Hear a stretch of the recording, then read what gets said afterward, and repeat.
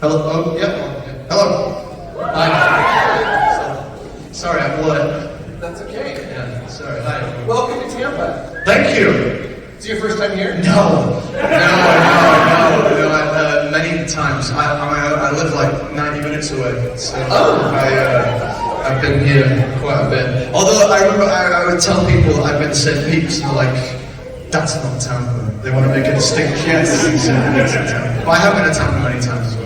Well, excellent. How do you adjust to the weather since you've been living here? So hot. It's like it's always hot.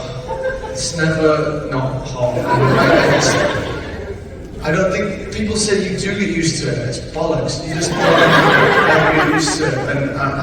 And people, when I go back to England around this time of year, they're always like, "Why are you so pale? You live in Florida." I'm like, "Because it's summer and I never leave the house." I'm sick of having 4 showers a day. Sick of it. A lot of fun. Yeah, it's great. All right, we have some people here that want to ask you some questions, so let's go ahead and jump right into it. Yeah. Hello, my name is Jessica. Hey. I'm a big fan of Harry Potter. Neville's probably my favorite character. So this is kind of a 2-part question. So I have 3 teenage daughters who are sadly not with me. 2 of them are in high school, and one of them requested that I ask you how you managed to work on completing school while simultaneously working on an acting career. Yeah. And part 2 of the question is that I'm curious how you got into acting in the first place, because my girls are also very interested in theater. Brilliant. Wow. So I started when I was 5, and it was because my older brother Anthony is an actor, and he was got his first job when he was 8. I was 2, and my mother was also his mother, and chaperoned him. We looked after him on his TV sets, film sets. So being only 2 years old, I just ended up being taken along, and I kind of effectively grew up on the film and TV shows that he was working on. And just decided that as everything that my brother Anthony did, I wanted to do it as well. And so I just sort of nagged my parents, I nagged his agent, which was a kids casting. It was a performing arts school, but it was extracurricular. It was he went for like an hour a week, like a Thursday night. But they did everything, singing, dancing, the usual performing arts kind of triple threat stuff. And I wasn't interested in any of that. I'm not a dancer and certainly not a singer. But I did want to be an actor, and so after nagging his agent for many years, she said the earliest that I could join was at 6 years old, and you had to do an audition to see if you have what it takes. And I nagged her so much that she said, "Look, I'm going to send you for an audition at 5 years old for something else, for an actual job, which is for a character much older than you. You won't get it, but if I get good feedback when you turn 6, I will just let you join." I ended up getting the part. It was a film called Some Kind of Life with Jane Horrocks and the late Ray Stevenson. And that was it really. I worked relatively consistently on British television from then on. Until Harry Potter came along when I was about 10 I think, so I've been working about 5 years, and I read the books that were out to date, which was I think 4, certainly 3, I think 4 of them were out, and I was a huge fan, and I remember them announcing it, it was all over the news, and so all this speculation about who they were going to cast. And they had a big open audition. It was they had them all over the country actually, and I think something like 40,000 kids auditioned over this week. And the one I went to was in Leeds, where I'm from, and it was a room not dissimilar to this, with about 600 people in it. I got given a raffle ticket when we went in. I was used to doing auditions where there was about 3-4 kids, and you go in and have a 5-10 minute conversation, and that was it. And you find out the same day, often, or within a couple of days. In this, I got given a raffle ticket that had like number like 463 on it, and just joined the back of the queue. We sat in this room for about 5 hours. My mum tried to coax me out of there with McDonald's because she was sick of waiting. But I was adamant that's what I wanted to do was try and get into Harry Potter, and I would have been very content in a background role. I did a lot of extra work, background stuff at that point. Very happy with that. And we went in for about 10 seconds. Honestly, I was in the room for less than a minute, and I read a paragraph. We'd been given a paragraph from the book, and it was a Harry line. And it was about Norbert the Dragon, I think. Is it Norbert? In the first one? Yeah, Norbert the Dragon. And I had to read this paragraph. And that was it, thank you, goodbye. And we left and heard nothing for like 2 months. And for me, like I said, that was unprecedented for me. You know, if I hadn't got the role, after about 5 days, you'd be like, yeah, I'm not getting this. So after 2 months, I was as good as done. My mum tells the story that I said to her, if they do the second one, if they do Chamber of Secrets, can I go up again to try and get in that? But then out of the blue, we just got a call saying that they'd like for me to go down to Leaston Studios and meet the creative team, so Chris Columbus and co, Steve Close, etc., to audition for the role of Neville. And at this point, it was about 3 of us. They boiled it down to about 3 of us. And I think 2 of us, I think one of them was Devon, so he ended up being Seamus. And I was Neville, and I guess the 3rd guy. It sucks to be him. That was kind of it, really. That was how I got into Harry Potter. So I guess the advice there is already be an actor. It's not very much use to it. But in terms of the schooling, it's interesting because, it's something that you very much have to do. And being in a school that is supportive of that is really important, and not everyone has that opportunity. I was one of the lucky ones. My school were really supportive of it, both my primary school and elementary school, and then my high school. The teachers were always providing me with work that I could take with me, and the legal side of it was that I had to do at least 3 to 5 hours a day. And Warner Brothers were very strict on making sure that happened. They had an entire floor of the studio dedicated to it. We had each classroom was split, so English class, maths, science, etc. All with different teachers. So Peter that taught science, Jane taught English. We had always different teachers, and then we had a head teacher, Jan, and she had her own office. So it was just like an actual school. It was just attached to a film studio with Hogwarts in it. So it was unusual, certainly. But one thing I will always say is that I felt that one of the reasons why so many people involved in the film were so grounded and haven't flown off the rails, like there's a certain stigma and stereotype of child actors, because we had that. We had a relatively normal childhood still. Yes, we were making movies and doing all the fun Hogwarts stuff, but then when we were on a break, we were in classrooms doing stupid, dumb kids in school things, annoying the teacher, throwing, rulers across the room, like smuggling messages to each other, and we got to just have a childhood. It just happened to be at the studio. That was the difference. It was tough doing schooling. I didn't enjoy it. I didn't want to do anything. I wanted to be an actor. That was a distraction for me. But that said, I got my GCSEs and A-levels, which I'm sorry, I don't know the equivalent of over here. And I almost went to uni. I got in everywhere that I applied to, but I couldn't be bothered. It was hard work. It was tough. It was an irritant. But I'm glad I did it, and they should absolutely maintain that focus as well, because it's a tough job. It's a tough industry, and I think having that to fall back on just gives you an extra degree of confidence as well. I think that one of the things about acting is when you're desperate, it can really come across in meetings and stuff. When you're desperate to book a job, and that applies to every industry, but with acting in particular. And if you sell yourself short in life and you have nothing to fall back on, then that desperation starts to bleed through, I find, and I've seen it a lot. And so it's certainly a thing. You need to make sure you have other avenues there that can support your main passion, if that's acting, but just have that there to fall back on, so that every job, every rejection isn't compounded by the fact you really needed that job, because rejection is going to happen. And so that's all the advice I would give on that front. Thank you. Thank you. Sorry, that was really long.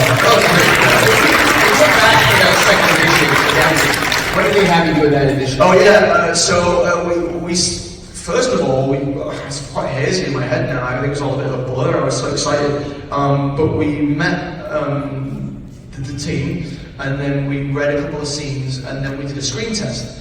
So we went down to the Gryffindor common room set, which had been built at the time, and I did the I'll Fight You scene with Chris Columbus playing Harry and Hermione, and I just played Neville. I don't think I was in costume at that point. I don't think it would. I mean, I might have been. I don't think I was. But we did it. It was on camera, and we performed the scene. And then after that, I think it moved relatively quickly. I remember after finishing the scene with Chris, we went up to a big boardroom, the biggest table I'd ever seen in my life, and I met probably the first Americans I'd ever met. It's terribly exciting. 10 years old, and you think Hollywood, and you think all these executives. It was something that would actually terrify me right now, sitting in a boardroom like that with executives and producers. But back then I was so excited by it. And yeah, within like 2 days after that. So I think that the screen test was more of a. I think they did want me to do it, and they just wanted to confirm the screen test.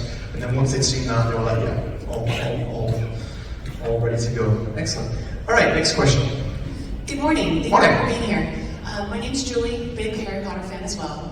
But some friends of mine introduced us to All Creatures Great and Small, and we've really enjoyed that. Oh, great! I'm glad to hear it. I'm glad to hear it. And Hugh Bolton, just kind of a perfect fit for you, it seems like. So, I just had a question. I know that you follow like rugby and football, but do you actually play cricket, or did you have to learn that for the show?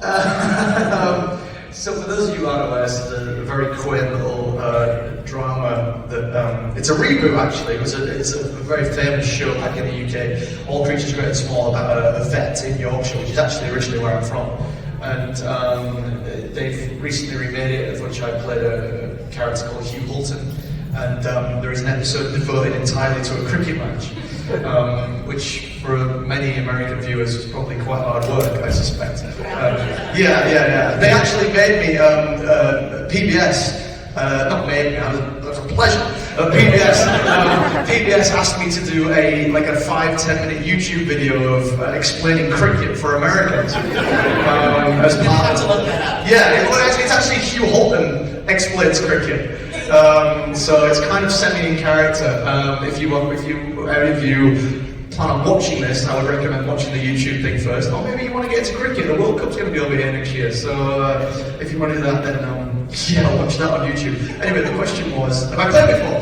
Yeah, I mean, obviously, I'm English, so I grew up sort of playing. I love the sport.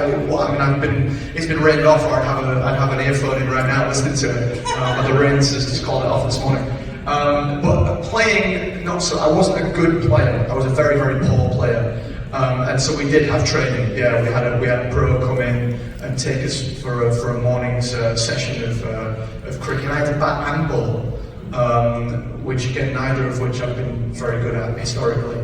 And so there was a degree of research and practice that went into that role. And I did watch a little bit. I'm reluctant to watch things I've done for obvious reasons, but I did go back and watched a little bit of that just to see, and I was like, that's so obvious that I'm not good at cricket. Like for you guys, you probably thought, hey, it looks great. It looks pretty good. No, I look terrible. You don't know any better. Yeah, exactly. I look very uncomfortable both bowling and batting. But it was again a lot of fun to do. To take something to take two passions and smash them together and get paid to do it. It's absurd, but it was a lot of fun. Yeah, we spent a whole week filming that cricket match, and it was a dream, absolute dream come true. How fun. Can you tell us a little bit more about what it's like working with the other actors on the set? Yeah, they're all lovely, really, really charming, all of them. It's odd because I'm probably the only one actually, I think, from Yorkshire in the show, which is ironic because I'm the only one not doing my own accent. But I think they all kind of were asking me along the way about their accents, and you know, and whatever, and they were asking me about how's it resonating with the locals, the young people like it, and all this kind of stuff. I think they all felt a bit like they were behind enemy lines a little bit. But no, they're all fantastic. They're all so kind, so generous to performers as well as people. I had a real lovely time working with all of them, and I mean they're still going. Hopefully, I'd like to get back for at least an episode in one of the later seasons. Definitely. We're hoping for that too. Thank you. Thank you so much. No more cricket, though. I'm terrible. All right, our next question. Hello. Hello. Sorry for my voice. I've been losing my voice recently. It's all right. It happens. We've all been to these shows before. Alright, so my name's Emma. I loved Harry Potter because I love magic, and I thought I was a cool character, so I'm just wondering, what was it like being on set with like all the actors and producers? And like, was it like fun? Yeah, it was amazing fun. I mean, again, as so many jobs I say this, but again, a dream come true. I mean, I was a huge fan of the books. And so to be there, you know, as a kid, I've told the story before. I used to dress up in like a dressing gown to pretend to be a wizard at Hogwarts, and so to actually be able to do that for real and in the films was unbelievable. And so it was an incredible amount of fun just from an acting perspective. But then you had all of the people that I got to work with, and that's really for me the bit that I fondly remember the most. When people ask me what my favourite thing was, it was the friends it's the friends you make along the way. But it genuinely is. I mean, you know, for 10 years of anything can be monotonous and can become dull and can become stale. And the reason we all kept coming back, the reason we all wanted to see it through was because it was a family, and we enjoyed spending time with each other, and we enjoyed coming into work every day. And that's why it was so sad at the end, because we were now all off on our own to go and forge our own futures. Yeah, they were all lovely, every single one of them. To this day, I love catching up with them all whenever I can. I saw Tom and Ivana a couple of weeks ago. I've just done an episode of James and Oliver's travel show in Chile, which is going to be on soon, I think. I don't know what channel it's on, but it's on. Yeah, it's going to be on soon. I think someone said the CW. We've not confirmed that's a channel. I think we confirmed it's a channel. Yes? Okay. So if that's a channel, I think that's what it's on. So I think it's on CW. And so yeah, we catch up in that, and they actually meet a bunch of older guys as well. And yeah, they're just a great bunch. And when we catch up later on after all these years, it's always a pleasure. It was great. Thank you. Have a good day. Thank you. I hope your voice gets better.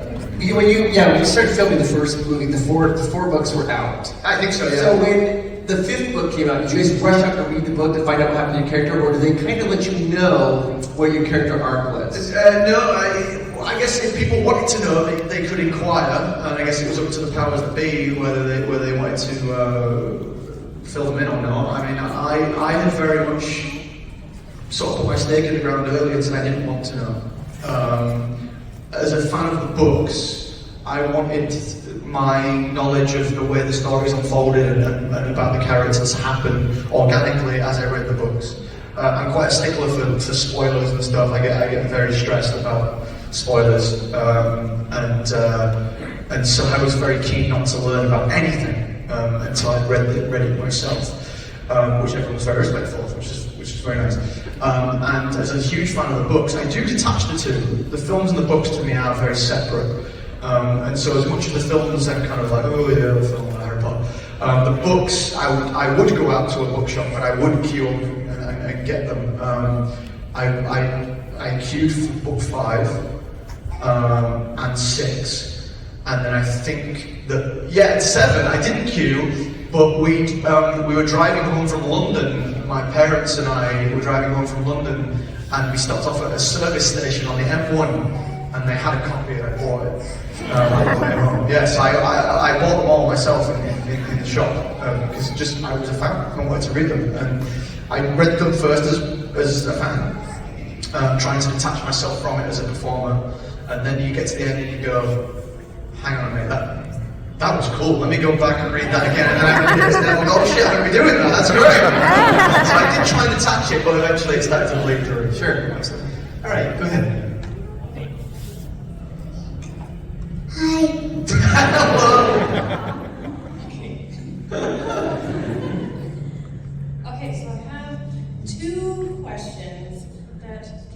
be a debate or God. yeah, or if you want to plead the fifth, you can. So there's a debate online that Neville was the actual hero of Harry Potter. How do you feel about that? How do I feel about that? So you're not asking me whether I think it's true or not. You're just how do I feel about it? Yeah. I feel great. I mean, sure, why not? So it's his birthday today, I believe. Yeah, and I think that's quite crucial, isn't it, with regard to the prophecy and all the rest of it. Is that right? Yeah. Okay, I'm really leaning on you guys here, so be as vocal as possible. Yeah, okay, so that's the thing. So he is part of it. And am I right in saying that it was Voldemort himself that dictated the way the prophecy played out by choosing Harry, right? He could have gone to Neville's house, right? Yes. And if he'd gone there, it would have been the other way. Okay, I'm with you so far. So, I guess in that respect, then yeah, he absolutely could have been. But I mean, as we know with prophecies, they're not always exact, are they? They're open to interpretation, let's say.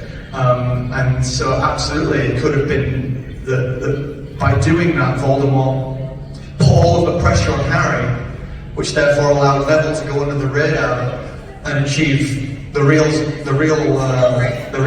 final blow of Nagini. And interestingly enough, I do think that that's kind of the way the films, they left it kind of ambiguous, I think, in the once Nagini's head is off, that's when Voldemort sort of loses that battle with Harry. It can happen simultaneously, right? So I think the ambiguity there is deliberate, both in the films and the books. And so, yeah, it's entirely of your own interpretation. Whatever you wish to ascribe to it is it. So yes, Neville is the hero.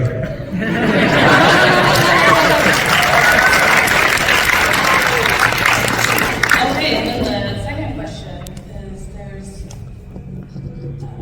talk of them rebooting Harry Potter. I don't think it's talk. I think it is. I think they are. Yes.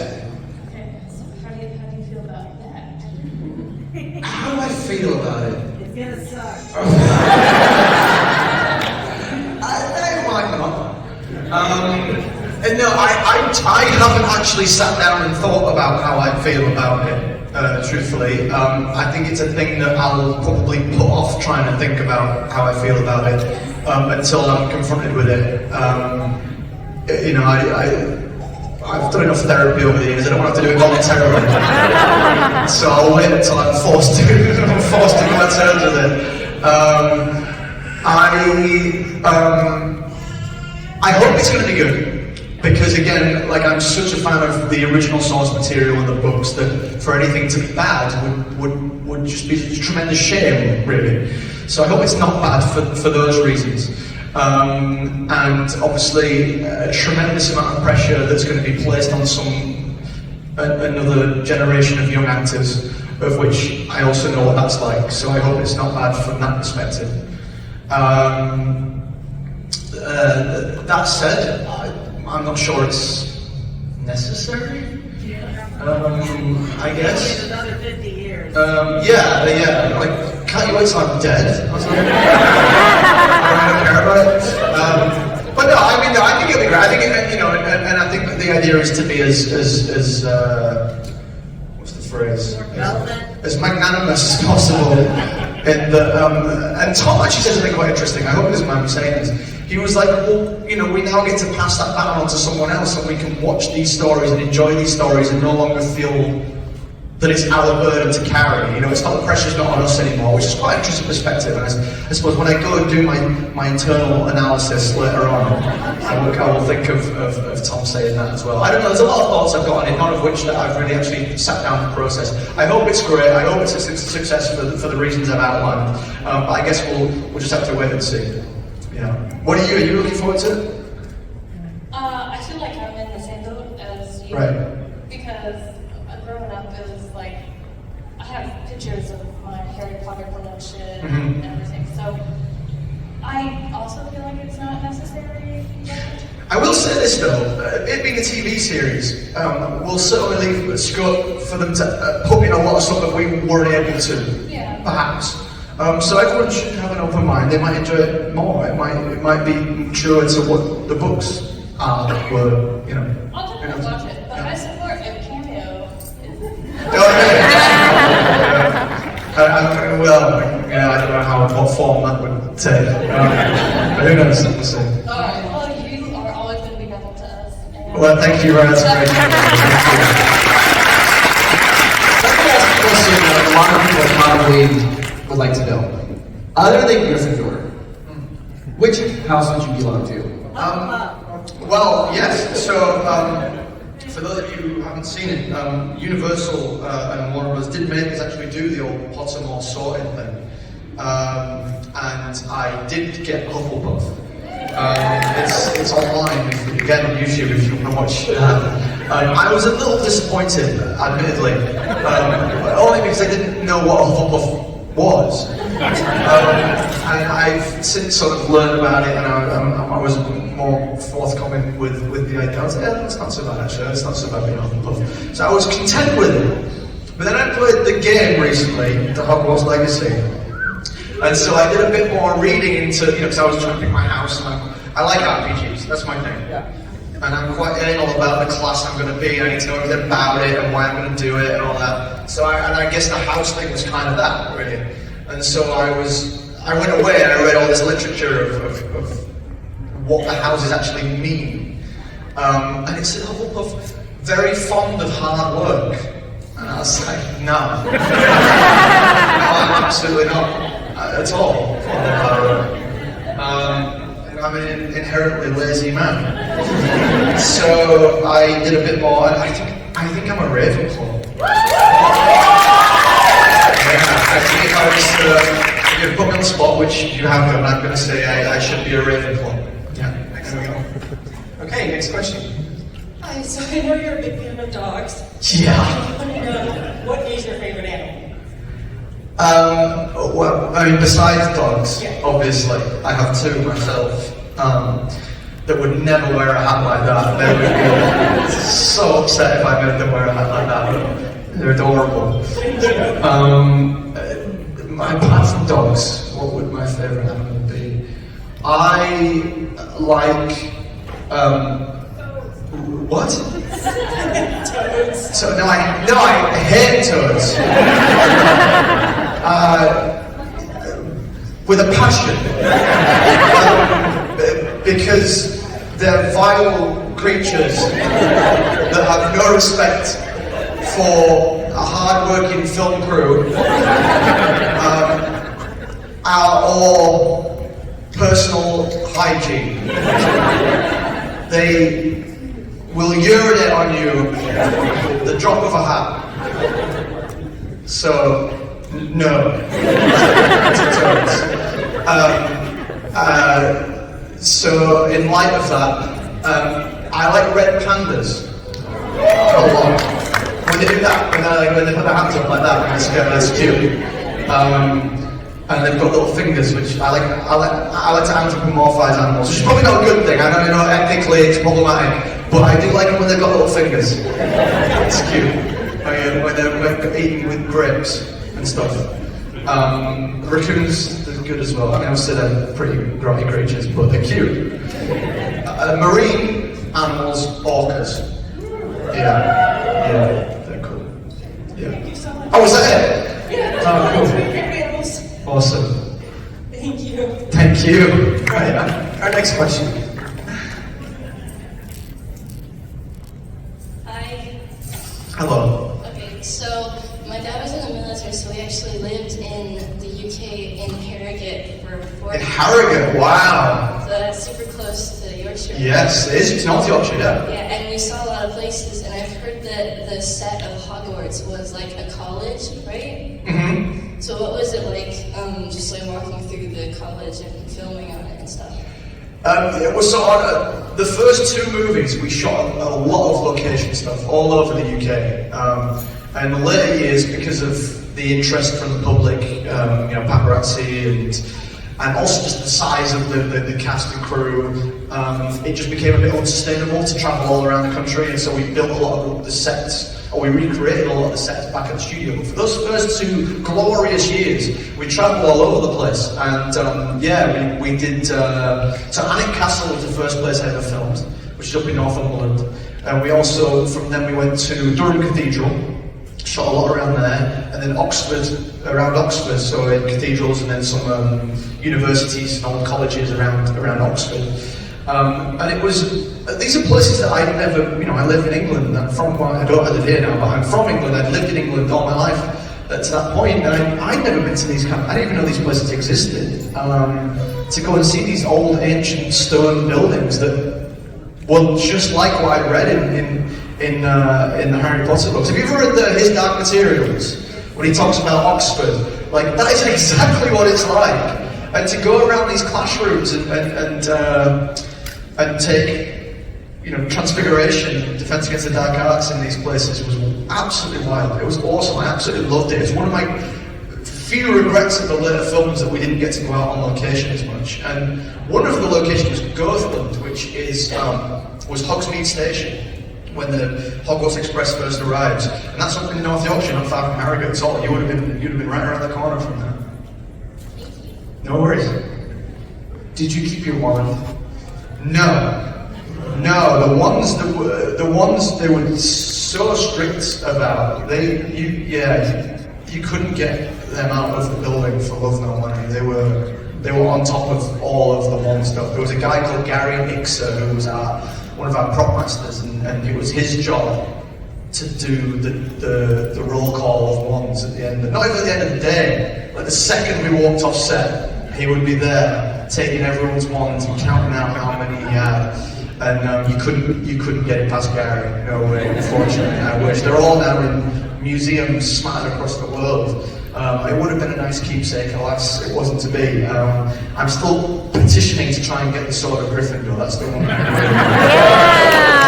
Because there was 2 of them. There was one for me, which was a full-size one, and then one for Dan, which was a smaller one, not because he's small, but because he used it in Chamber of Secrets when he was a wee babe. So he had a smaller one for him in Chamber of Secrets, and I had a full-size one for me in Death Hills Part 2. So he could have had his, I could have had mine, everyone's happy. Again, no, they're in museums. I'm hoping you all get bored of it soon. We can close the museums down, and then I can have that. Yes, I'll change.org. I'm going to put it out there, and you can all sign it for me. I'll send it to David Him and see what he makes of it. Hi, I'm Katie. Hey. I've been reading the books of Harry Potter since I was really young, and since as another fan, I've been wondering, as someone reading it and then having to act it later, did you kind of, before knowing the ending, have to change your character, like how they had thought in the background? Yeah, it's an interesting question because when I was first making those early films, Neville was so clear to me, but he just wasn't me. I was very similar to him as a character, and I was kind of fortunate, really. I got kind of lucky. It wasn't a conscious decision to have Neville mature and grow older and more courageous. As I got older, me personally, Neville and I kind of grew up and evolved at the same time, which worked really well for the performance because that's what it needed to happen.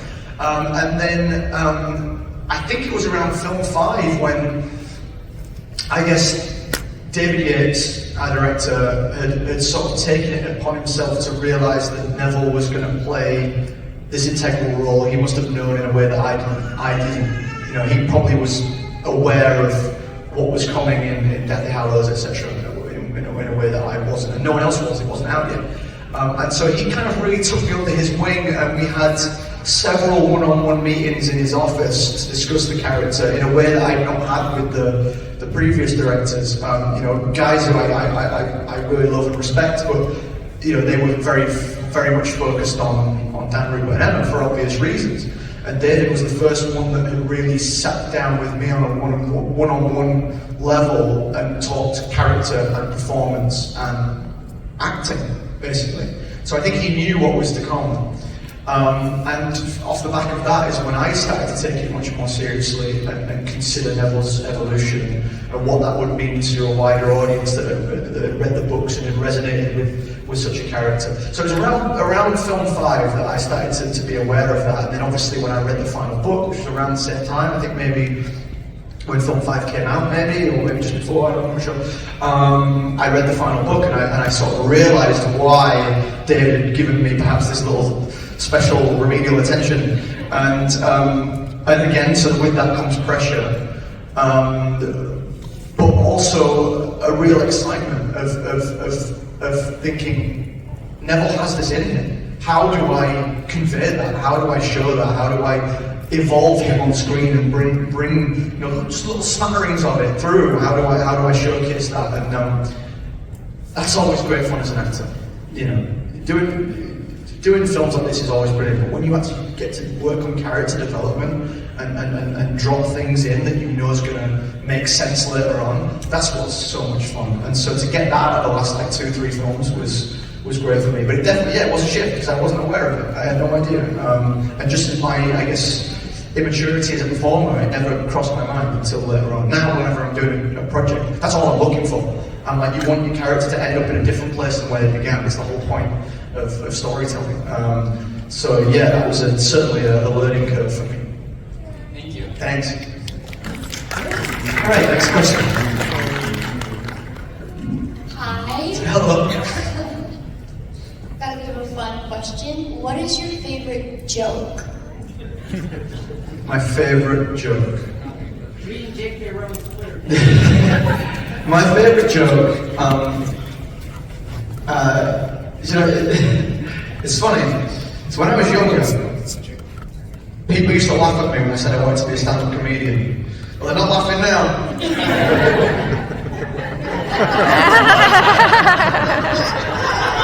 It's a slow burner, apparently.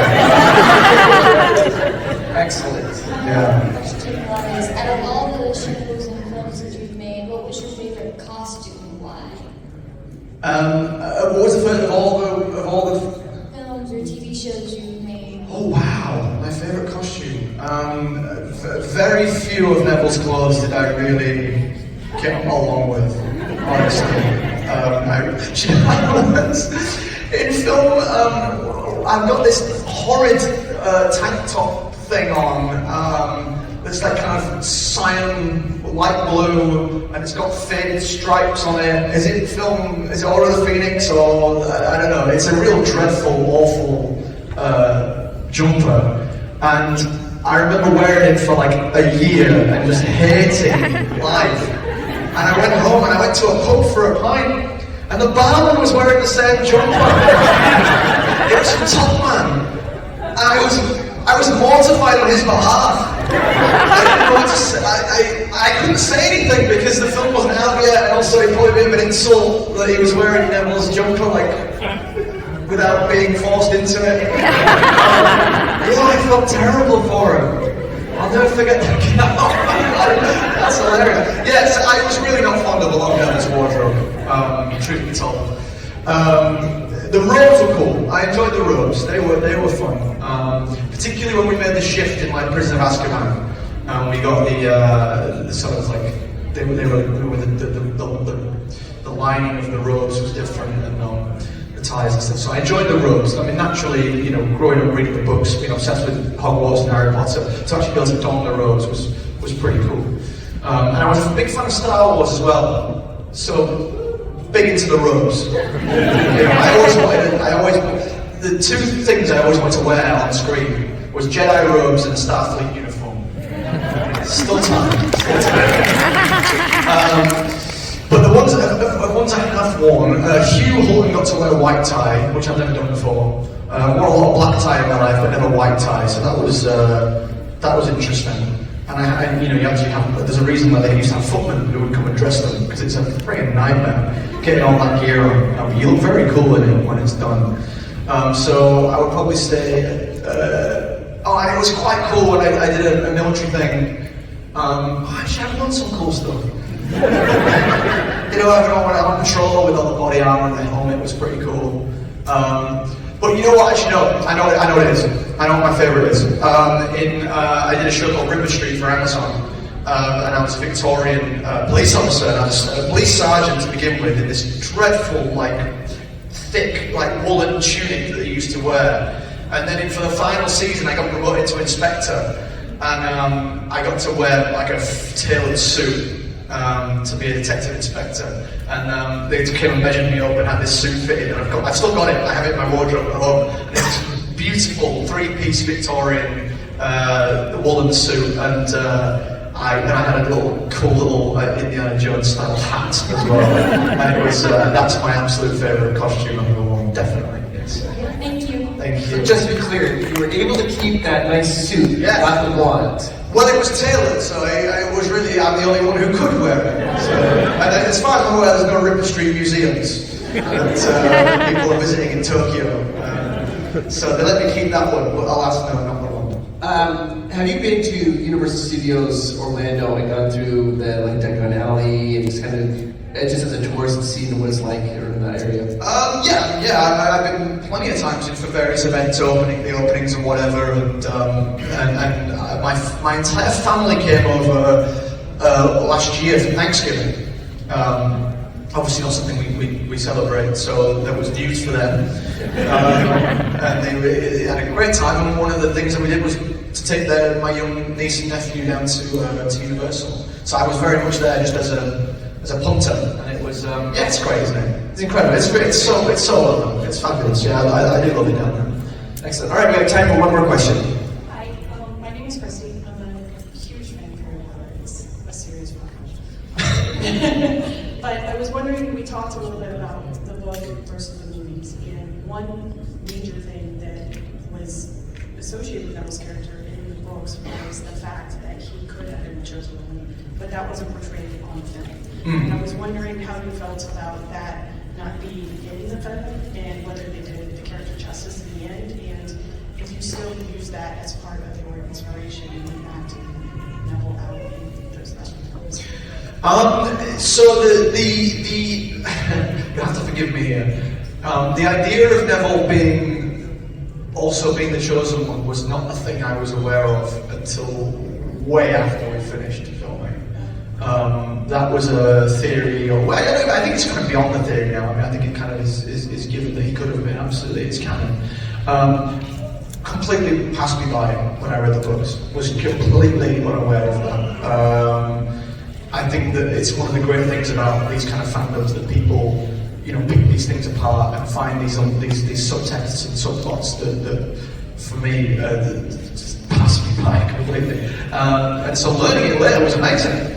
But yeah, forgive me, I was unaware. Which is fine, because Neville would have been unaware as well. So it's fine. It's very bad, I didn't know, isn't it?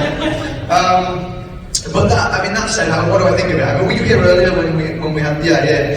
I think that the film mostly didn't portray it because I think it would have been confusing for a lot of people. We have to have Harry be the hero; he's the important one. I do think that, like I said earlier, that when they did leave a degree of ambiguity at the end for people who already knew. So if you were just a movie viewer and you hadn't read the books, you would have gone, Neville's killed the final Horcrux, now Harry can do his job. But if you actually watch it and you've read the books and you understand that theory, then you would probably go, oh, they've left it ambiguous. It genuinely could have been Neville.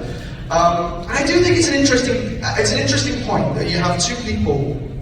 That's the whole nature versus nurture argument. You have two people that both could have done it.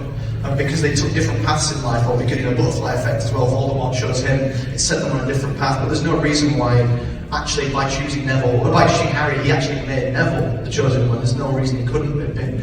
But also, the important bit is that Harry had to take all of that burden on, so that Neville had a free run at it. You know what I mean? So Harry was the one saving the school every year, taking all the pressure off, so that Neville actually had a free run. Because if Neville probably would have wilted under all that pressure in a way that Harry was able to take it.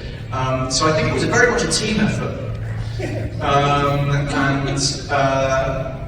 But do I think they did Neville justice?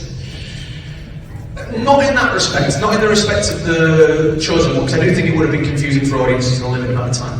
But I do think that Neville could have been maybe dealt a little bit of hand in certain respects. I mean, there's certain stuff of his backstory that I would have liked to have been able to tell. About his parents and specifically not just what happened to them, but the relationship that they still have at St. Mungo's. Just because, yes, it's a really powerful scene and it would have been really nice to do, but I just think it explains so much about who he is and why he does what he does. I mean, the idea of, just a nice guy who wants to fight the good fight. Yes, Neville is a nice guy, but it's so much more than that. His mission, his quest to fight evil in all its forms comes from a much deeper personal place, and I would have liked to have been able to show that a little bit more.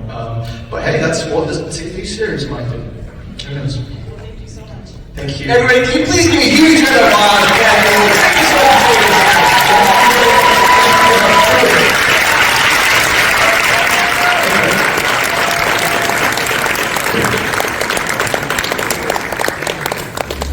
I don't know if you guys know this. He can still hear you right now. Please give me a huge